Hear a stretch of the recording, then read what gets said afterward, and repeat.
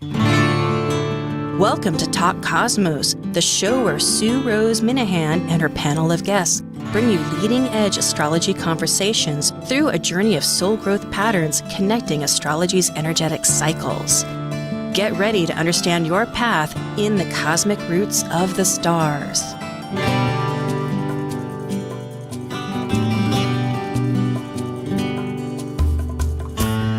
Hello, yes, everyone. This is Talk Cosmos, leading edge conversations, awakening your authentic self to empower soul growth. And today is August 14th. And we are delighted to have our panel, Kaleidoscope Visions, with a panel, an individual who will be joining us later to give her feedback as we work on the current transit of Jupiter retrograde. Jupiter began its retrograde on the 28th of July in Aries and will be making its way back to Pisces. So expansive Jupiter, it leaves that spark plug Aries point and to re-enter the cosmic womb, the imagination of Pisces. And we're also in a relationship with other you could say aspects such as Saturn, our structure that is in a tension related. What's the past? What's the future? How are we remaking? What are our choices? It's based on so many elements. I'm just giving a quick view, and we do appreciate your subscriptions and listening. And remember, for other shows, we have chat. For this one, it's going to be pretty much between us and the others. Although, okay, that's enough. We are ready now for Kaleidoscope Visions. Learning about current transits and exploring soul growth cosmic conscious energies applied to natal transit chart readings provided from the audience. This is your Kaleidoscope Visions panel. I'm Sue Rose Minahan, the founder of Talk Cosmos, an eclectic evolutionary astrologer, consultant, certified color energy life coach, vice president of the Washington State Astrological Association, member of Kepler Astrology Toastmaster Club, of a Dwarf Planet University diploma and AA with music degree. I love mythology, philosophizing, collaboration. I'm an artist, writer, a perpetual student of life. I'm Amanda Pierce, a soul-centered astrologer, astrological consultant, and empowerment-based meditation teacher. I have a BA in psychology. I'm a wellness enthusiast with a passion for healthy eating, and I enjoy creating new realities and shifting old paradigms. I'm Julie Anglin, an intuitive healer and meditation teacher, combining my lifelong study of astrology in one-to-one intuitive and astrology consultations. I'm a clairvoyant reader and healer. Have worked as a creative business owner in finance and in publishing. I also facilitate an online women's meetup group. And like the Sufi poet Rumi says, you are the entire ocean in a drop. Oh boy, hello Amanda, hello Julie. This is great. It's like we're reconnecting as always. And so Jupiter retrograde, what we might say just a brief thought about that, because they happen. And as we know, I'll start off saying it's apparent because from our view from Earth, which everything is with astrology, as it rotates around in its orbit, instead of going one direction, it suddenly appears to go the opposite direction, but it has a meaning for us. We're regrouping things. Yeah, and we're looking back on like the last 4 months. Jupiter initially went into Aries on May 10th. And so we're going to be retracing that. And Jupiter will even jump back into Pisces for a little bit before coming back into Aries. So it's a time to kind of review what we believe in and what it's a chance for us to kind of go back and go over some of the content that maybe we weren't able to synthesize 100%. So and because it's an Aries, we're looking at taking action and what's the vision and where's do we have the courage that we need to make the change, and do we have the agency that we want? So those types of themes. And you know, since it's a social planet, it has so much to do with how we are putting ourselves out in the world. So when it goes into retrograde, we might be thinking more internally about what to do with ourselves, what actions we have to make, and our own agency, as you just said, Amanda. But it really isn't about acting outwardly, it's acting inwardly, using your intuition and using this chance to reshuffle the deck internally for moving when it moves forward again. Code words I love: synthesize, courage, and internal social, orientation. I mean, socially, it's like me, the whole network. Very beautiful. I do love it. And yes, it went retrograde July 28th at 4:37. I guess we could show that the next chart, because here we are. On August 1st, just a few days later, this is all indicative because they're so potent. And I just wanted to touch base with folks, and they can go back for those that are on YouTube, because some of us are podcasts, which I always have to remind myself, because I talk as though everybody can see it, but we need to describe that possibility. So here, just a few days later on August 1st, not only is Jupiter there in the 7th house, as you can see, still which it is now at 8 degrees Aries. It takes a while to make that shift. But also, if up in the 8th house, you see what a conjunction, the north node of our destiny with courageous Mars that we're talking about, and surprise, out of the box, authentic regulator, you might say, Uranus, all at 18 degrees Taurus.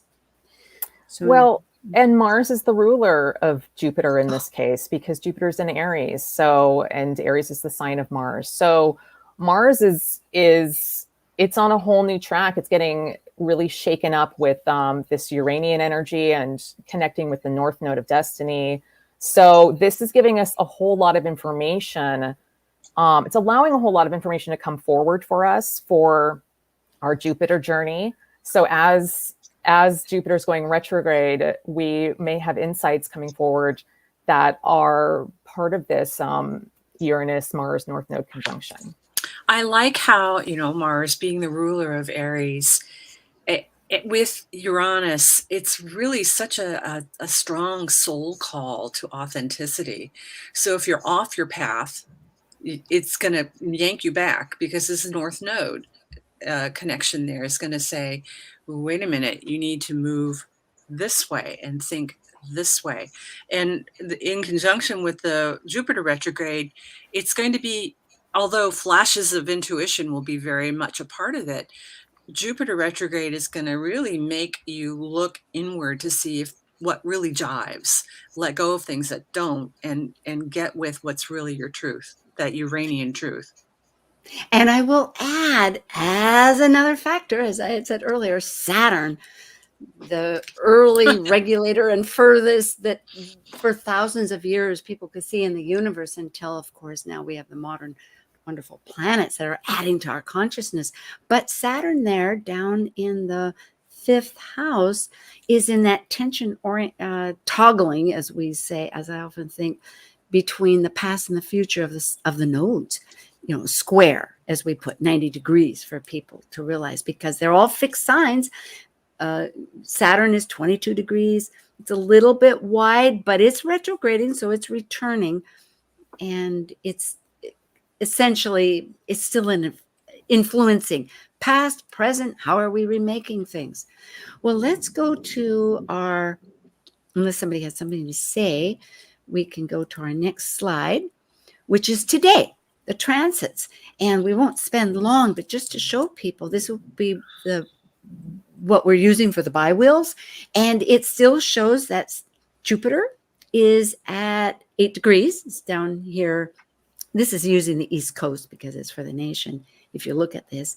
And it's at 8 degrees Aries.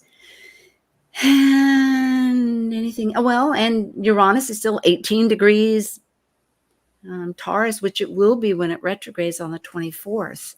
So unless somebody has something to say, we can go right to our first and only person that we're talking about with today. Shall we do that? Sure. Okay. Let's All do right. Okay. Here we have chart number 1 as we reference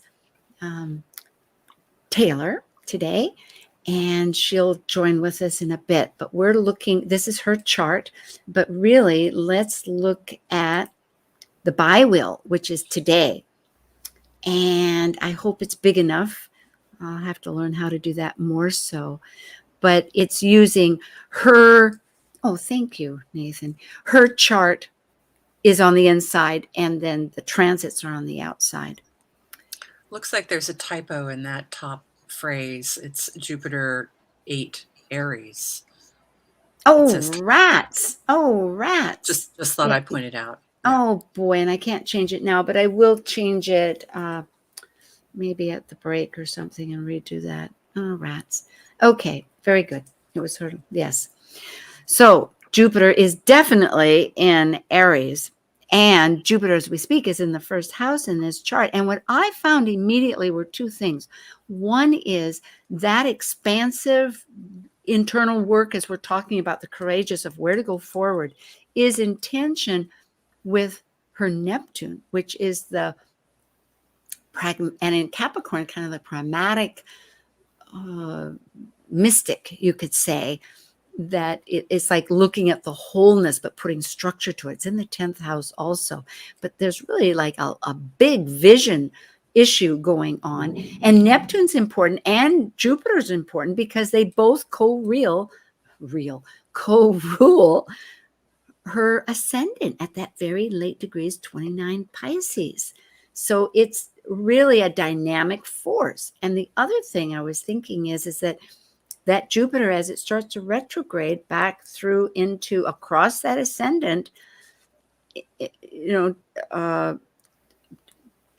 passing her moon, which is also right on the, well, actually, pardon me, I'm looking at the transits. That's right. But crossing the ascendant is going to trine that natal Mars, which is also in Sag, which it rules. So there'll be a lot of, I would think, a lot of visionary empowerment.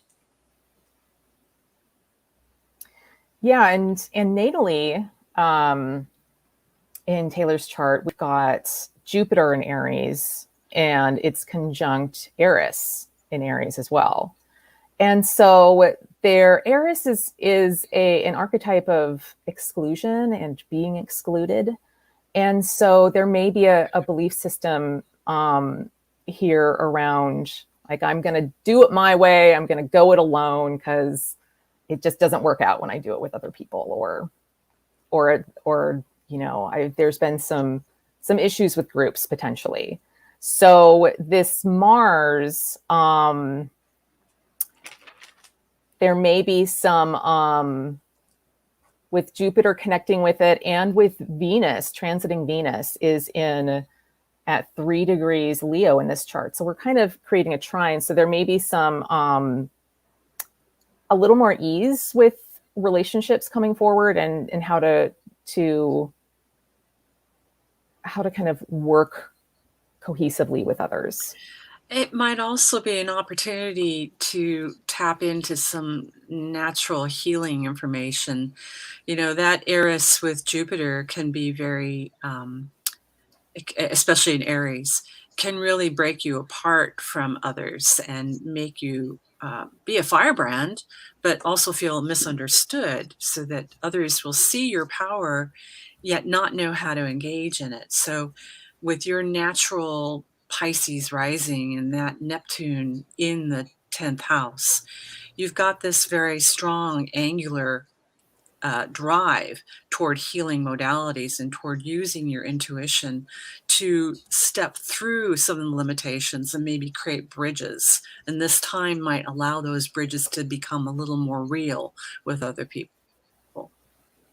Healing is really an important factor. I know that we did look at a solar arc for Taylor, and that wasn't to see if there was something, and we'll bring that up.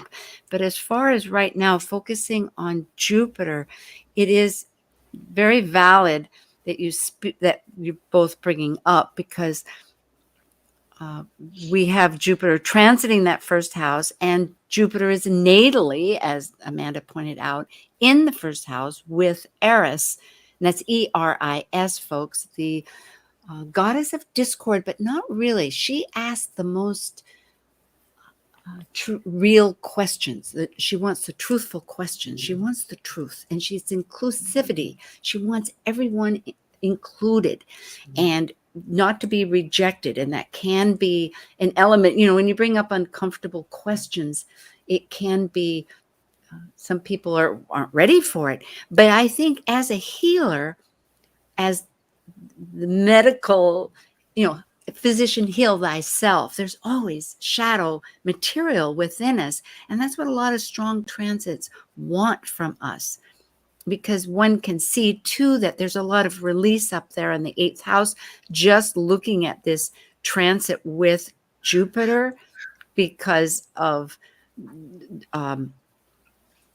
we are all releasing on a collective basis our Scorpio, because it's in this so there's perhaps finding the courage to do the occult.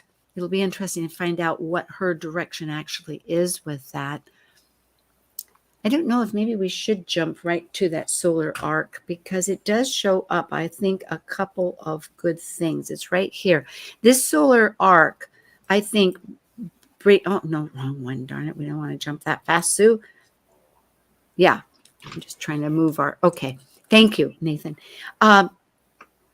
Because there's two elements here. One is, if you look at, and solar arcs, I know we're jumping into another territory, but it's the whole chart moves 1 degree a year. So things last in a sign for 30 years.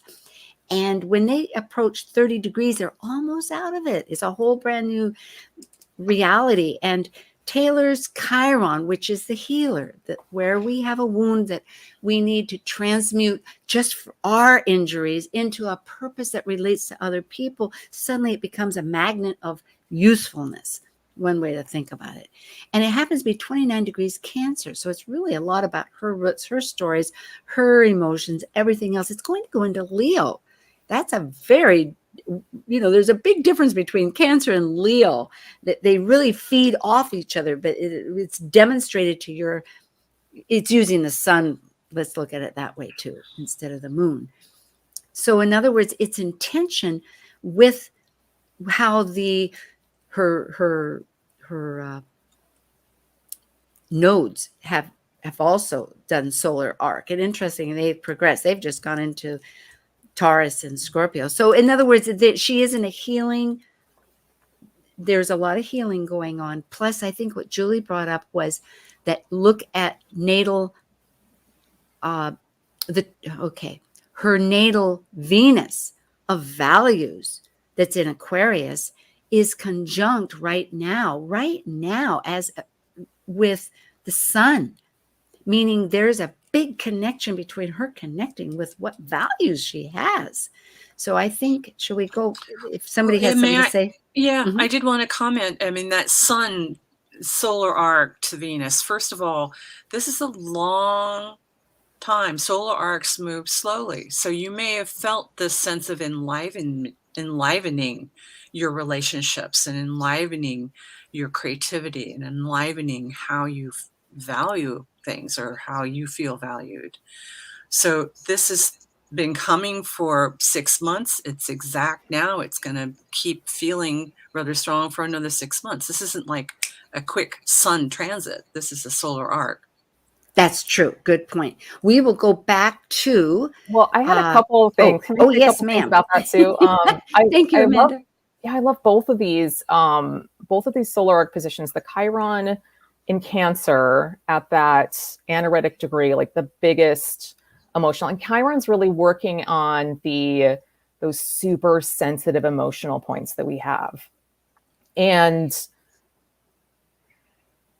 And the Uranus North Node Mars conjunction, you can see that it was opposing her moon Pluto in Scorpio. And so this moon Pluto, like very, very deep emotions and can really go deep into the emotions. And so this is kind of working with that, the Chiron, the Uranus Mars, it's really shaking that up so that it's loosening these pieces within you so that you can do some of that healing on the emotional level that Chiron really wants you to do before moving into that Chiron moving into Leo, where it's a whole new sign. It's just cleaning up as much of that emotional piece as possible. And one comment you're making me also realize that Uranus Mars conjunction really resonates to the solar arc Sun Venus conjunction in Aquarius because of Uranus's rulership to Aquarius. So this is a really ripe time for kind of a aha blossoming about yourself, oneself, and seeing your potential. And your relationships too, because that Venus rules the eighth house. The eighth house is ruled by Libra. Oh, and look so at that. it's all playing in there, right? And the eighth The house natal, is a very natal, relationship oriented, relationship oriented house as well. Very good. Just to synthesize a little of this, because Julie, your voice was going in and out a little bit, to tell folks that, again, the inner is Taylor, but on a solar arc. So it's 1 degree for a year. And as Julie's, it's 30 years that it's in that sign. So in other words, right here, we have the natal moon Pluto that are now in Scorpio. So of course that moon is at that degree that these transits that we've been talking about with since the first in Aquarius, they're all fixed signs. So it's in tension with that.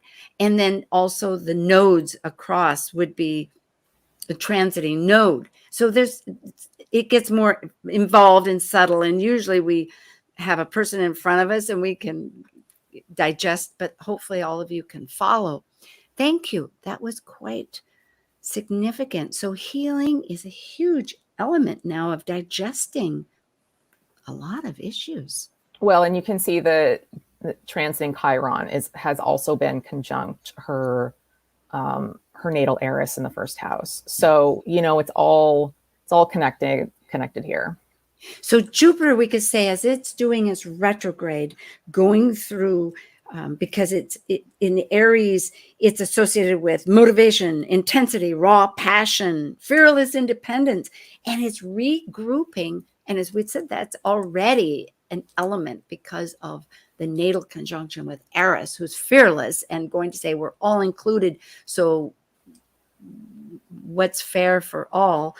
And this is a time of reframing her belief structures, patterns, eliminating, bringing them in, how to proceed. It's enormous. There's also a little thread here with Eris Jupiter, just to say, Eris, I have Eris on my ascendant, so I live with her all the time, but she fights. There's always a fighting spirit. There's always a sense of what needs to be righted and where people need to be brought in or where issues need to be addressed fairly. I would say that in that first house, that's a real significant part of the identity. So that may be going through some transformation right now with all of these other energies, these fixed energies, sort of calling to say, what are you going to make material out of this, out of this part of yourself? Yeah. And I want to add just a little bit more about Jupiter retrograde, because it was, all of this feeds into it. But because Jupiter is our pattern maker and our belief structures and everything with higher education as we know it. But Christopher Ransom, I think, from a certain blog had written, which I will use, crediting him, that the abundant Jupiter may lead us back to overlooked, buried treasure, which I think is what Mm. we're saying too. And also, if nothing comes to mind as one is regrouping and thinking about missed opportunities or revisiting any occurrence from May 1st, as you had indicated, Amanda, when Jupiter entered Aries, that it has the potential to reopen any false starts. So that, in other words, things that appeared hopeful but didn't fully materialize may be resolved. Whoops, what did I do? And so that during this retrograde. So, and the good news is that you have until February 14th, which is Valentine's Day, to focus on this, because it's it's in retrograde, and of course it'll go back into Pisces, and then it'll come back direct. So it's all very associated, from the whole to starting a new beginning. So many new starts. Well, and Aries is, wherever we have Aries, we can sometimes act a little rashly and kind of instinctively act first and think later. And Jupiter in Aries and Chiron in Aries, which are both retrograde, are giving us that opportunity to kind of be in a more reflective state, so that we can be like, oh, did I need to jump into that in that way or respond in that way? Could I have done that differently? And so we'll have a good period of time to kind of reflect on how we have been instinctually responding to things. And is it coming from our wounding? Because with Chiron there, it's always bringing up that wounding piece for us. Although with the sun, as we had mentioned, thank you. I was just about to try to bring her in, even though we only have a few minutes, we could at least start something. But I was remembering that the sun and Venus, that at this timing in life, because we evolve as we live, of course. And so her identity as a will with her values are right in alignment. So it appears that process of recalibrating values and whatnot are really potently connected. Shall we have about 3 minutes, or we don't really. I guess what we need to do is maybe take a break earlier and then bring Taylor on. That probably would be wise. Yeah. Okay. Sure. Nathan will be right back with Kaleidoscope Visions, 14th of August. Thank you, everybody. This is with Amanda Pierce and Julie Anglin and myself, Sue Rose Minahan. So we'll bring Taylor on. Stay tuned. Thank you.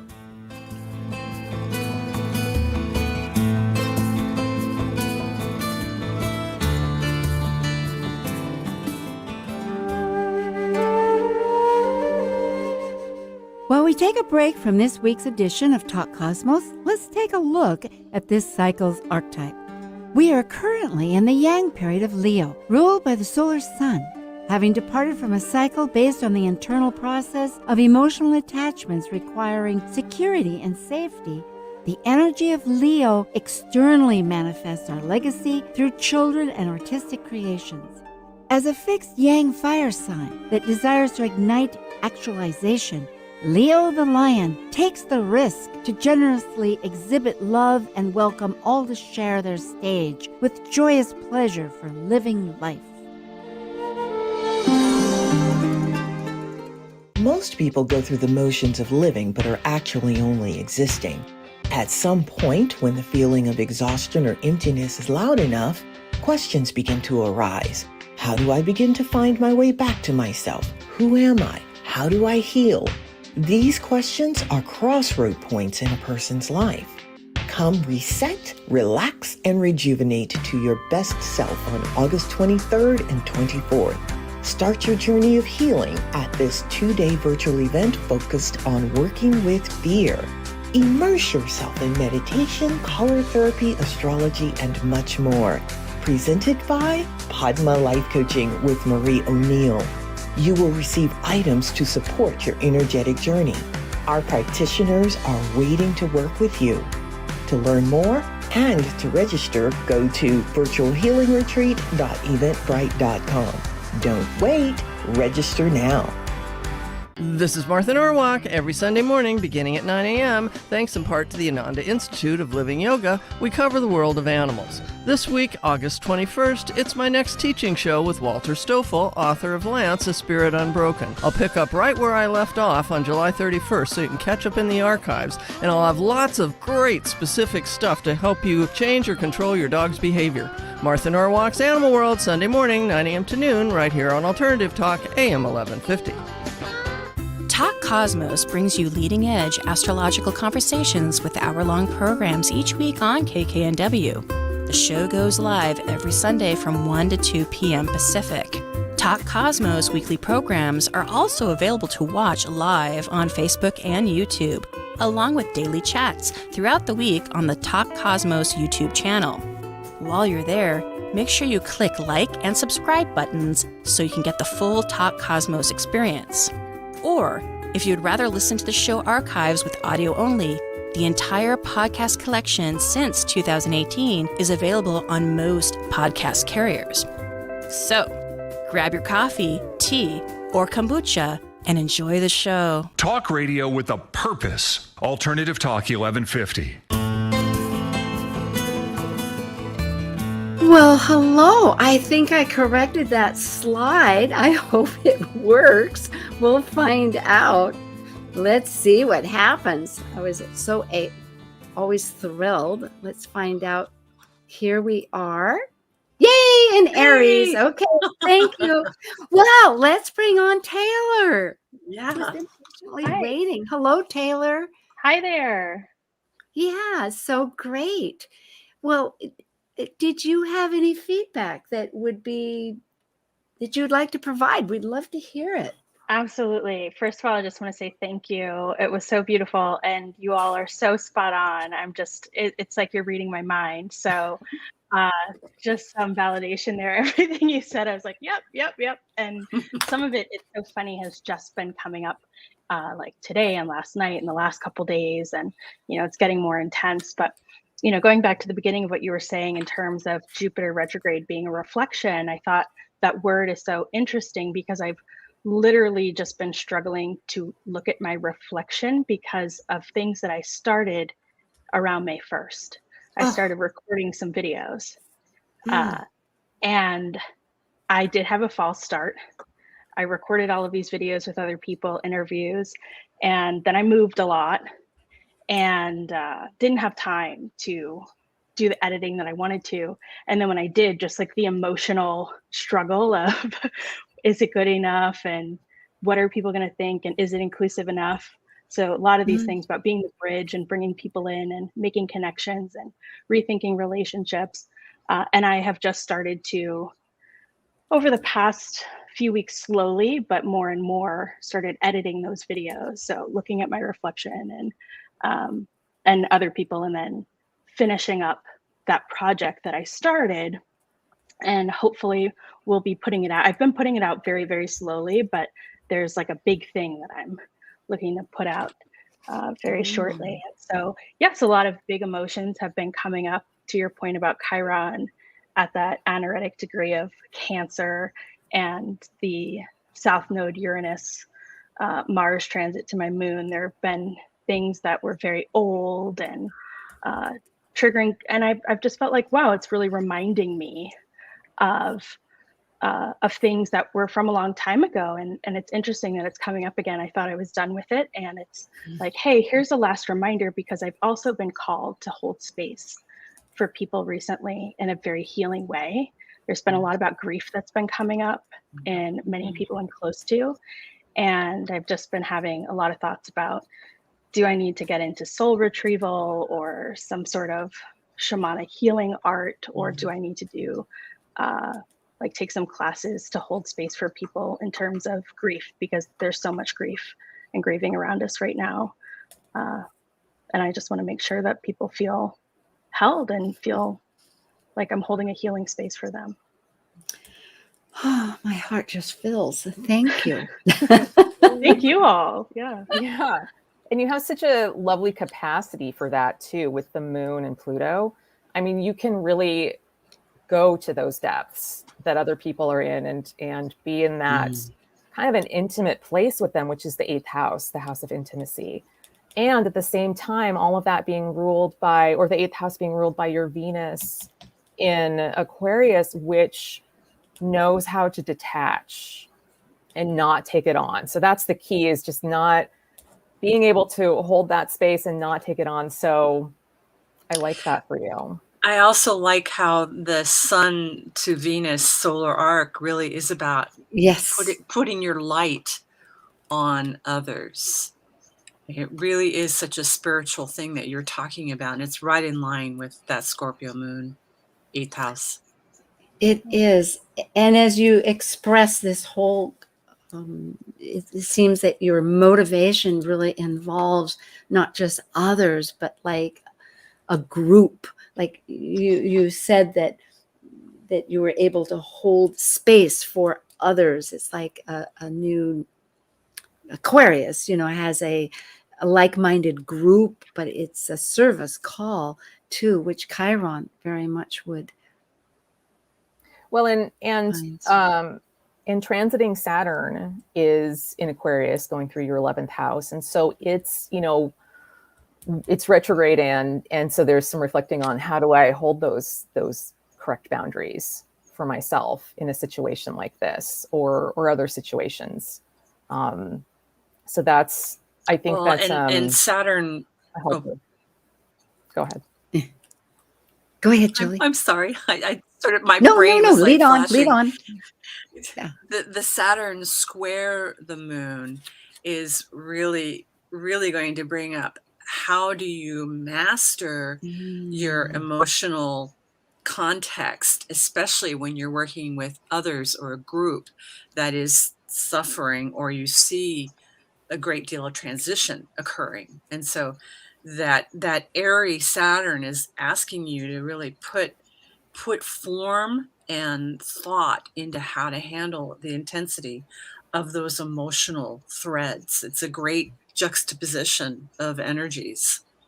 And what I love, what I love, because I was going to mention, is that Saturn now transiting 21 degrees of Aquarius, as mentioned, which is right in stress zone with the moon. It's so well put between both of you. But as it completes its transit, it will conjunct the natal Venus that now the solar arc Sun is with, and so that structure process will, and that could be why will cement or will form. It will be a structure of elimination and repositioning.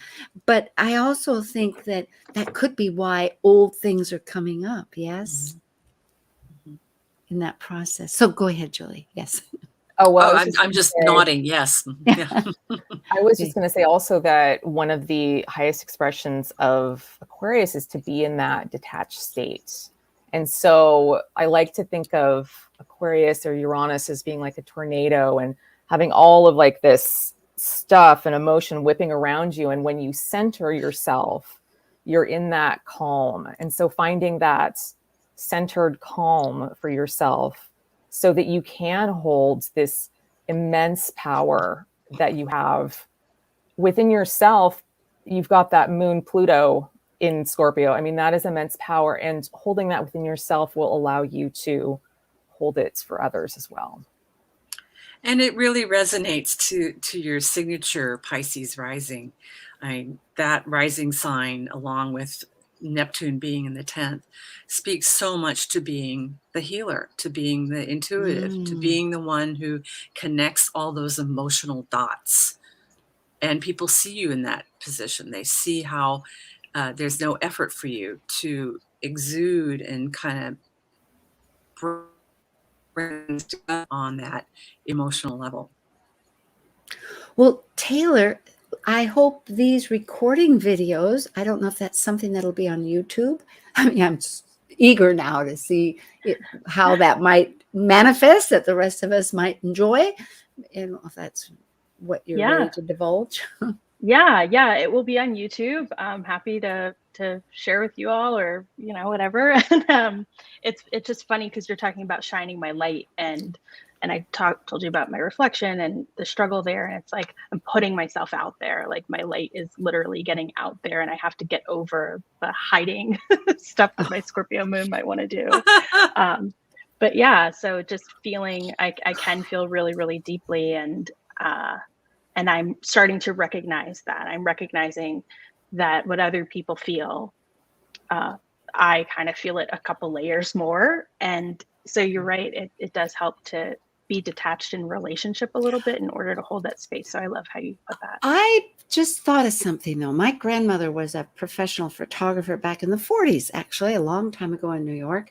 And I've had other association with photography, but lighting used to be a real art. When I say used to be, now we just snapshot and everything, but portraiture used to have the full face or half shadow, half light. And on the other side was a triangle.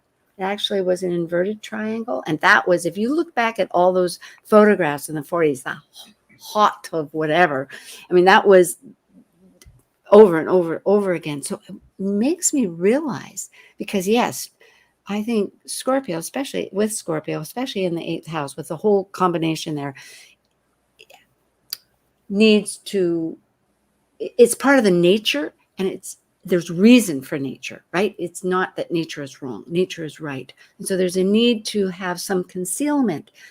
So in other words, thinking of all that Pisces, which is again, film and theatrics, I mean, not just the Leo but film, that whole idea, imagination, illusion, you do have that wise capacity to illustrate through the image that's necessary to see, to present what you're thinking, as long as the intention, it all gets back with intention with Scorpio, of course, as long as that is aligned to the highest light, it could be very successful and necessary, just a useful.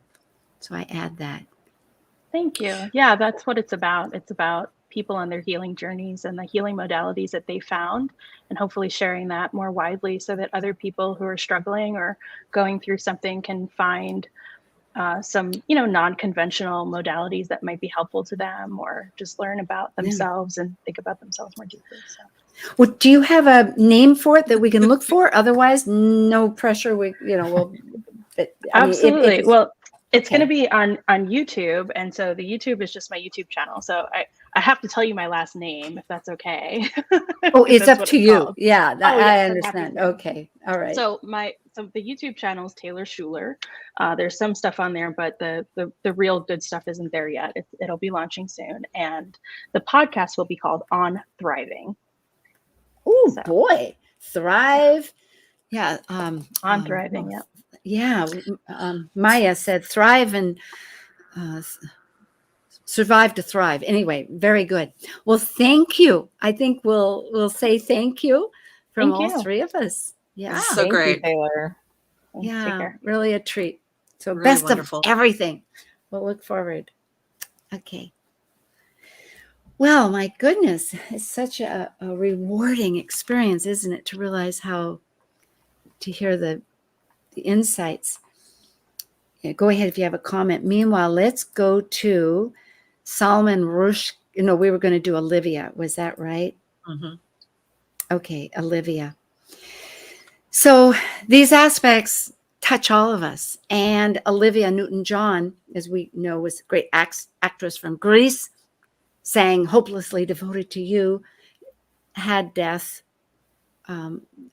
this last week on August 8th through her long cancer experience, which she had for many, many, many years. So looking at it from Jupiter's standpoint, and these will be brief or as long as we want. I mean, we can look at, this is a death chart that is on the outside. And death charts, Jupiter is usually where the soul wants to go to. From our standpoints, we could look at the causes, which are often Pluto, Mars, Chiron. So we do see that the sun was conjunct her natal Pluto. It was a finality of let's go to the underworld rather than stay in the outer world. And we could also look at Chiron, which I don't know if there's evident. But looking at Jupiter, it's interesting because Jupiter is conjunct her Eris and Juno. Juno's that little flower there in the first house. So she also was a very independent person with, as we know, as one learned, I mean, you learn so much when they die because they're on TV, that she really was quite a spokesperson. Well, just one thing to note, it's actually, her birth time is also- actually 6 a.m. What And happened so again? her birth time is actually 6 a.m., not 6 p.m. Oh, rats. Oh, rats. So, yeah, so the houses don't apply, but the majority of the signs do. So I just want to, because I was looking and I'm like, this doesn't seem familiar to me. Oh, I'm so sorry. Well, maybe we should jump to somebody else. I might be able to, as you two talk, I might be able to correct this. We have a couple of minutes. There is one thing that's exact, and well, it's close to exact. Saturn opposing Hygeia. And that would be inverted, right? So if it's AM to PM. Well, what about Jupiter? Do you have anything to say about Jupiter if Jupiter were in this? Because that's what we're looking at predominantly here. Otherwise, I think we should just go on to somebody else, and I apologize. Well, I think the most interesting thing to me is how the Uranus Mars North Node lines up with her chart. And I'm a little discombobulated because it's okay. You know what? I think, but it's interesting because it to me this looks like she had a choice point in her life as to is this when I'm going to leave this realm, and it looks like she got done what she needed to and kind of said, okay, I'm out of here. Yeah, well, that's Jupiter is actually squaring her natal moon, so that death chart, Jupiter to her natal moon at 9 Cancer. Okay. Well, I was trying to make a correction, but you know what? We don't have a lot of time with this. So let's go on, and I apologize. I will correct it and we'll upload it for the rest of the folks. Let's look at somebody else. Anne Hesh. Yeah, also had a passing, although hers was by an accident. And I suppose again, this is like the Mars Uranus North Node. It's like this can be really explosive stuff coming into our lives, and it doesn't have to be on the exact date. And so we've seen Olivia Newton-John passing. Anne Heche was in a horrible accident and has passed. And if we have time for it, Salman Rushdie's. But looking at this one, if I might just point right to the fact of one, because we're not doing a whole chart. Look at Chiron. Look at Jupiter. Jupiter is at 8 degrees retrograde, and it is just it was going to return to her Chiron of her identity and all of that. And again, she's also somebody with that strong Eris, as I was mentioning, but I'm just saying that we don't know why people truly have a death. We can only surmise from what we see, but we can have compassion in this case. I mean, to have a whole, we're trying to make some sense out of something to understand a little bit, but we can't pinpoint it. I'm not suggesting that, but we can see here that Jupiter had some philosophical, it wasn't a release point. It was a release point to go to some other, to maybe to release from pain. Like her son has said, he hoped she released from her pain. Neptune is in Pisces, and it's trining her natal Neptune at Scorpio. And that sort of speaks to what you were just saying about the spiritual release from the body. Right. Yeah. Well, let's go to Rushki. Rushki here is alive, as Amanda reminded me and brought this to my attention, which I appreciate. He was stabbed. He has written satanic verses over and a host of other great books and has many awards. I don't know if he has a Nobel, but he that's not Nobel, but pardon me. Anyway, a great award. So he was born on June 19th, 1947 at 2:30 a.m. at Bombay, India. And he was stabbed on the 12th, which is only a few days ago, at 11 a.m. approximately, the report said, in New York. And I did get the timing right. Well, since Mars rules cutting and knives, that Jupiter-Mars conjunction is that the natal Mars is at the midpoint of that Jupiter-Uranus conjunction. You see that? It's a 21 on natal, and that's exactly the midpoint between 18 and 25 Taurus. So it's really interesting that he was knifed. Well, he's having a Mars return. I can say that. His natal is 21 and it was 25 Taurus. But so, the suddenness and the out of the blue context. You repeat that again. I'm following, and I need really say what house, what sign, where. The first house natal Mars is at 21. Okay. The transiting Uranus Mars conjunction has a midpoint, which is 21. So I see, because transiting, and to just help our audience too, transiting Mars is at 18 and transiting Uranus is at 18 and transiting Mars is at 25 Taurus in first house. So therefore the natal is 21 degrees, which is smack dab between 18 and 25 transiting. I've got it. Okay. Yeah, that's a really good point. And also he has natally has it's a fairly loose T-square between Mars and Jupiter and Pluto. So natal or transiting? Natally. Okay. So natally. So, I mean, Mars and Pluto together, this can often be a lot of violence, and Jupiter is just going to expand that. And so, the North Node Uranus Mars conjunction may have been I don't know if the trigger point is the right word. And then it just came to fruition when Julie, you pointed out that transiting Uranus and transiting Mars are at that midpoint of his Mars.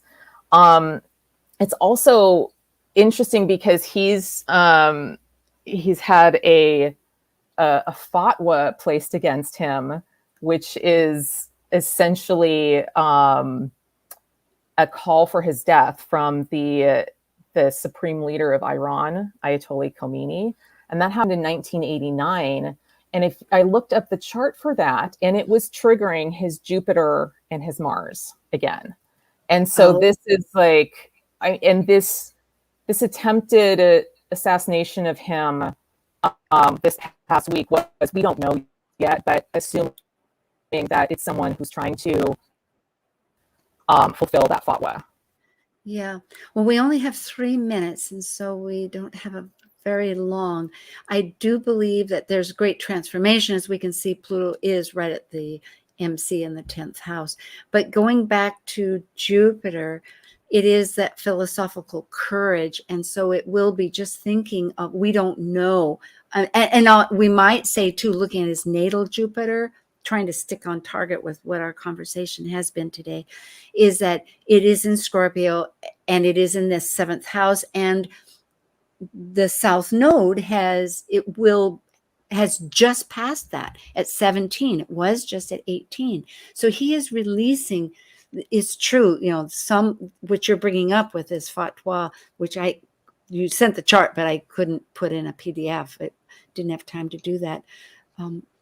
Is something from the past, but yet how that might construct because the North Node in survival oriented Taurus is going to be hopefully on a new gear with all of that conjunction with Uranus and everything, and new courage, looking at the transiting, might be recalibrating a whole new idea. Maybe he'll be putting out a new book after all this that'll really be quite significant. We can only pray and hope.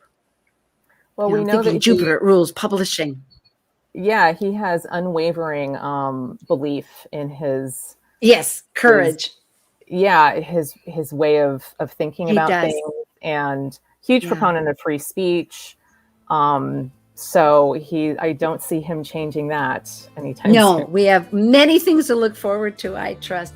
Thank you, Amanda Pierce, Julie Anglin, and myself, Sue Rose Minahan, and Taylor, for joining us today about Jupiter as we reach for our visions and beliefs. It's been just a pleasure. And thank you for listening with Talk Cosmos. If you want to ever participate, go to Talk Cosmos and email. Okay, we'll see you next month. Thank you.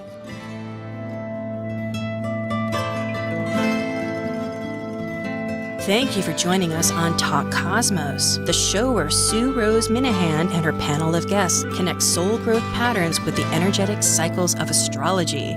Be sure to tune in next Sunday at 1 p.m. Pacific Time to continue your journey through the roots of the cosmic pathway.